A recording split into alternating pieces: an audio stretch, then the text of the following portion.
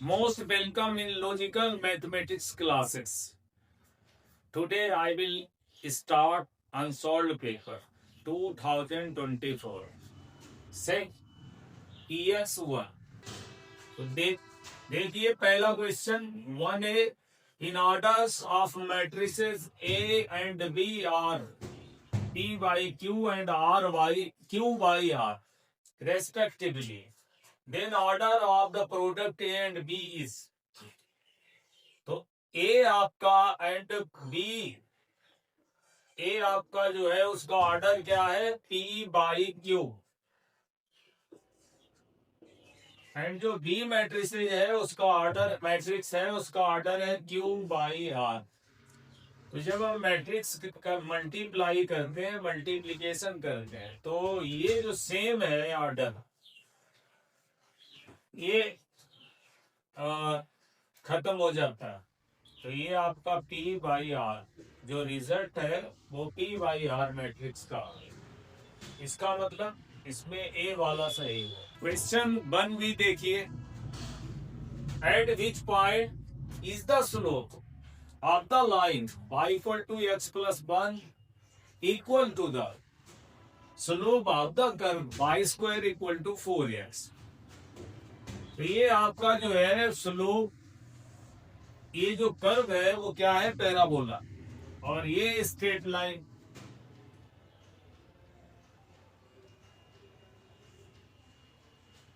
तो ये पॉइंट मान लिया, लेट कर लिया कि x1 और y1 है, x1 कामा y1. इस पर जो है, जिसको निकालना है, जो जिस पर स्ट्रेट लाइन और कर्व जो है वो इक्वल स्लोप देगा. तो लाइन क्या है, लाइन लेट कर लिया x1 comma y1 be the point. अब इस पॉइंट को जो है वो निकालना. तो देखिए y जो है वो x प्लस 1 है, ये स्ट्रेट लाइन है, लाइन. तो इसका जो आप स्लोप निकालोगे dy अपॉन dx, डिफरेंशिएट कर दो, x का 1 कांस्टेंट, उसका 0. ठीक है. तो parabola y square equal to 4x, इसे डिफरेंशिएट करिए. 2y dy upon dx equal to 4x, x का डिफरेंशिएशन 1, तो dy अपॉन dx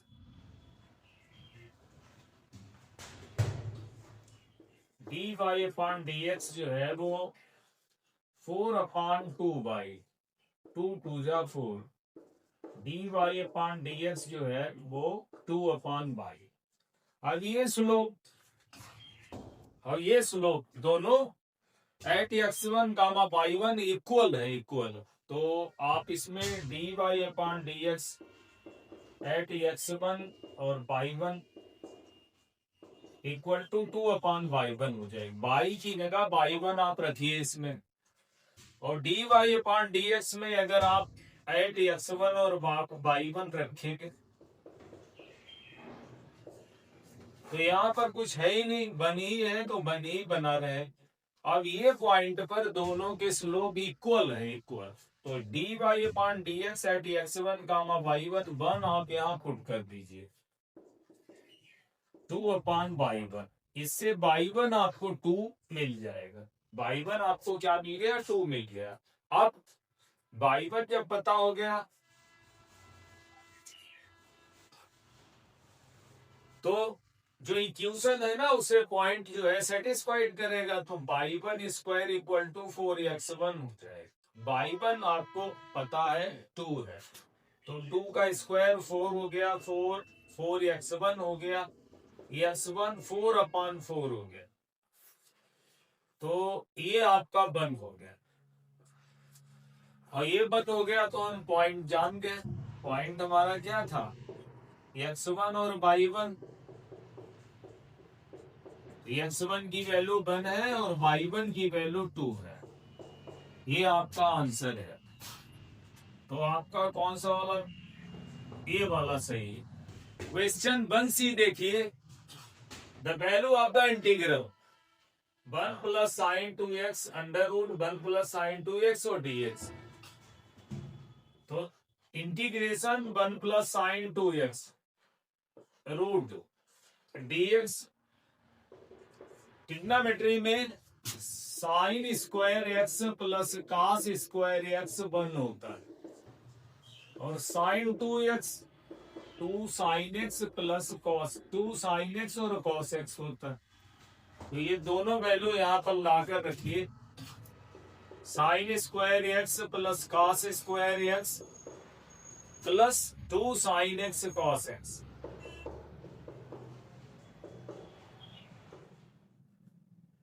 dx अब ये क्या हो गया, ये साइन प्लस कॉस एक्स का होल ऑफ स्क्वायर हो गया और रूट dx रूट और स्क्वायर खत्म, ये हो गया sign x plus cos x और dx।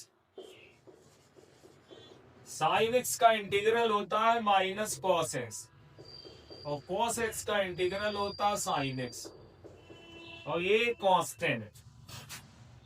आप इसे लिख सकते हो sine x minus cos x plus C. और अब जब आप यहां देखोगे तो sine x minus cos x plus C, तो ये आपका सही है, बी वाला सही है। साइन एक्स पहले लिख दिया, माइनस कॉस एक्स बाद में, प्लस सी, तो ये बी वाला आपका सही हो गया। क्वेश्चन 1D देखिए, if the vectors 5i minus lambda j plus 2k and 2i plus 3j plus 4k are perpendicular to each other, then the value of the lambda। तो late कर लिया, a जो है 5i minus lambda j plus 2k and b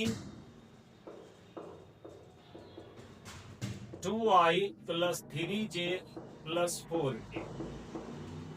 perpendicular के लिए a dot b 0, a dot b 0। तो 5i minus lambda j plus 2k dot product 2i plus 3j plus 4k 0। i dot i1 5 to the 10 3 lambda j dot j 1 और k dot k 2 4 जा 8।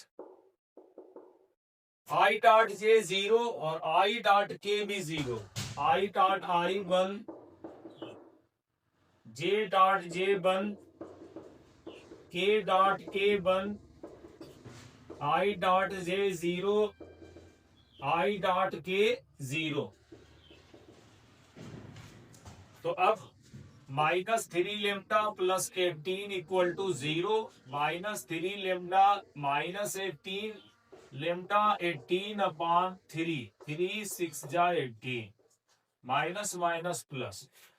तो ये सी वाला जो है वो सही है। क्वेश्चन 1 का ई पार्ट देखिए, the degree of the differential equation d2 by upon dx square equal to 1/4 x power 1/4 x plus dy upon dx का whole of square is. Degree of the differential equation बताना है, वो degree क्या होगी, सबसे बड़े differential का जो डिफरेंशियल ऑर्डर की जो पावर होती है वो डिग्री होती है। तो डिफरेंशियल इक्वेशन क्या है, d2 by upon dx square equal to 1/4 power 1/4 dy upon dx की पावर dy अपॉन dx का होल ऑफ स्क्वायर। तो ये आपका x हो गया, dy अपॉन dx का होल ऑफ स्क्वायर हुआ और उसकी पावर 1/4 हो गई, 1/4 d2 by upon dx square हो गया, या d2 बाई अपॉन dx की पावर 4 जो है वो हो गई x dy अपॉन dx का होल ऑफ स्क्वायर। सबसे बड़े डिफरेंशियल कोएफिशिएंट का जो ऑर्डर की पावर होती है वो डिग्री होती है। तो दिस इज 4। तो degree of differential equation d two by d x square 1/4 x d y upon d x square की जो डिग्री है वो 4 हो गई। सबसे बड़ा जो ऑर्डर होता ना उसकी पावर डिग्री होती। तो ये था 1 का ई पार्ट। ओके, क्वेश्चन 2 देखिए, डू ऑल द पार्ट्स। तो ये है 2a, show that the function fx equal to x plus 2 if x not equal to 0, fx equal to 1 if x equal to 0, is not continuous at x equal to 0. Solution: left hand limit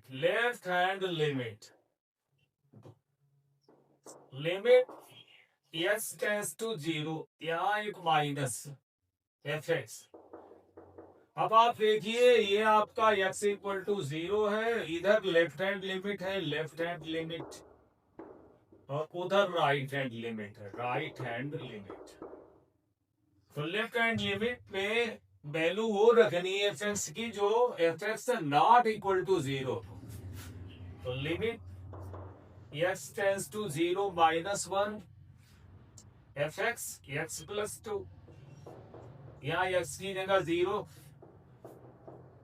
तो 2 हो गया। फिर right hand limit x tends to 0 plus fx, यहाँ भी fx की value जो x equal to 0 के अलावा, मतलब fx equal to x plus. तो limit x tends to 0 plus fx x plus 2,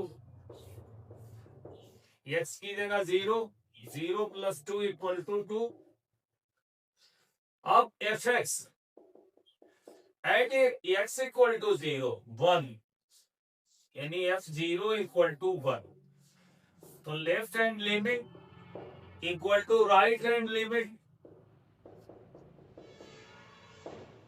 both are 2 but not equal to value of function x equal to 0।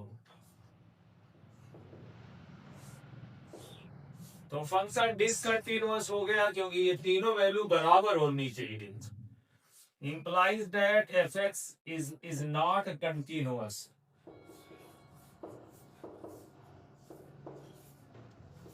at x equal to 0। ये है question 2 का ये part. Question number 2 देखिए, question number 2b देखिए, find the principal value of sine inverse sine 7 pi upon 4। तो sine inverse है sine 7 pi upon 4।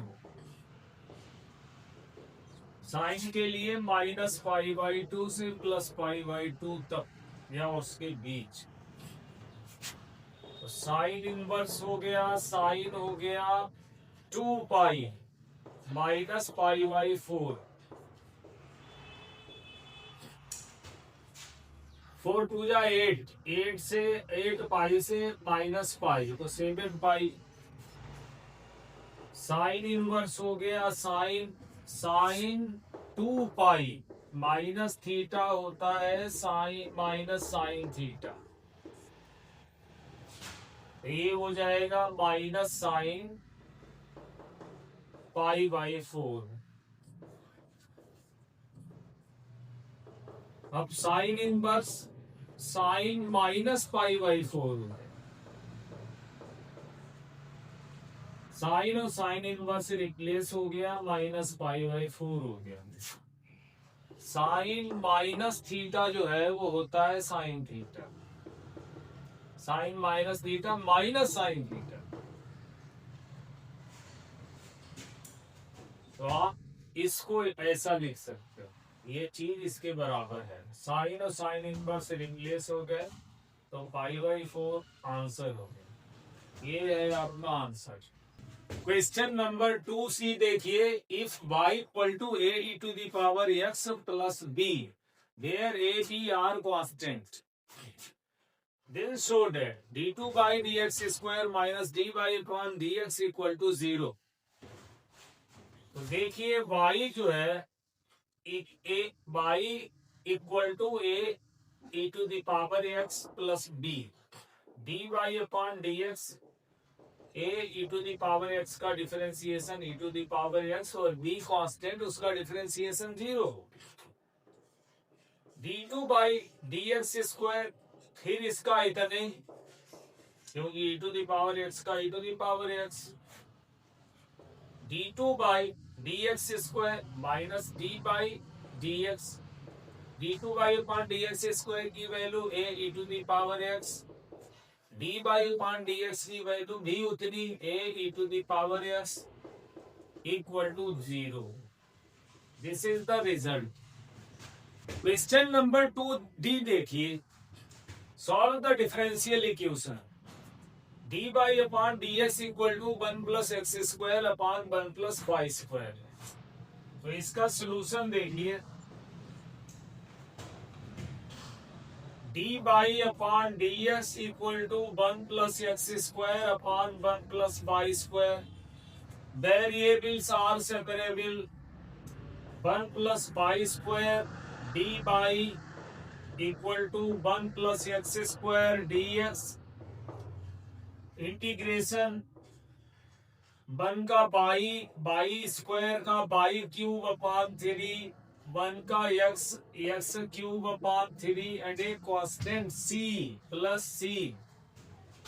तो by हो गया बाई क्यूब अपॉन 3 माइनस का x cube upon 3 minus x equal to c। यही answer है। Question number 2E देखिए, the probability of A winning the race is 1 upon 3 and that of B is 1 upon 4. In this race, find the probability that neither A nor B can win the race. तो probability of winning पीए कितनी है 1 upon 3, probability of B जो है probability of be winning 1 upon 4, neither A nor be. तो आपको निकाल कर दिखाना probability of neither A nor be. ये अब ए और बी क्या है, इंडिपेंडेंट इवेंट है। A and B are independent events. दिन क्या हो जाएगा, P नॉट ए इंटू जो इंडिपेंडेंट इवेंट होती है उसमें P ए इंटरसेक्शन B जो है वो होता है PA into P, probability of PA मतलब probability of A and probability of B।